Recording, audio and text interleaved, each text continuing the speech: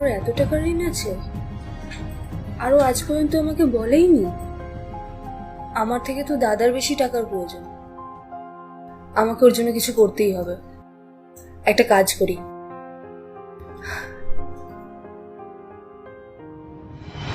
তো সেই জন্যই আমি মায়ের এই চুড়িগুলো দাদার জন্য এনেছি, যাতে দাদার ঋণ শোধ হয়ে যায়। আসলে আমি জানতাম না যে দাদার উপর এত টাকা ঋণ আছে। তুমি এই চুড়িগুলো দাদাকে দিয়ে দিও। না, আমাদের এটার কোনো প্রয়োজন নেই।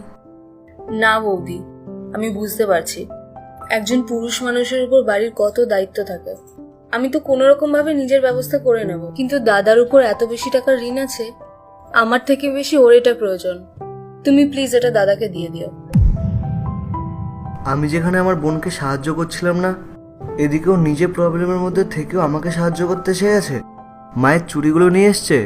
না, এটা আমি ঠিক করিনি। এখনই যাই। দাদা তুই? হ্যাঁ আমি। আর তোকে এই চুড়িগুলো দেওয়ার কোনো দরকার নেই। কিন্তু বৌদি যে বলল। ওকে আমি বলেছিলাম যাতে তোকে মিথ্যা কথা বলে যে আমি বাড়িতে নেই। কি? হ্যাঁ রে বোন, আর একটু আগে তুই যে আমাকে ফোন করেছিলি, আমি তোকে যা যা বলেছি সবই মিথ্যা কথা। যে আমি ঋণে আছি, আমার কাছে এখন টাকা নেই।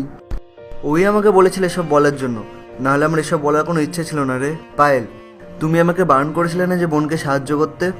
দেখো, আমার অসময় শুনে সেই বোনই মায়ের সবচেয়ে দামি বালা, মায়ের শেষ চিহ্ন এসে আমাকে দিয়ে দিচ্ছে।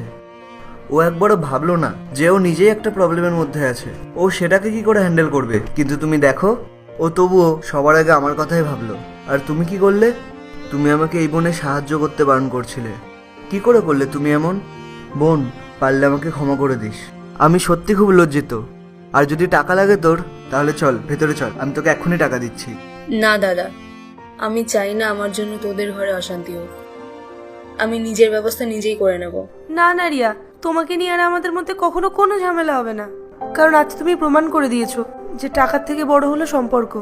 আমিই ভুলছিলাম যে আমি সম্পর্কের থেকে টাকাকে বেশি বড় মেনেছি।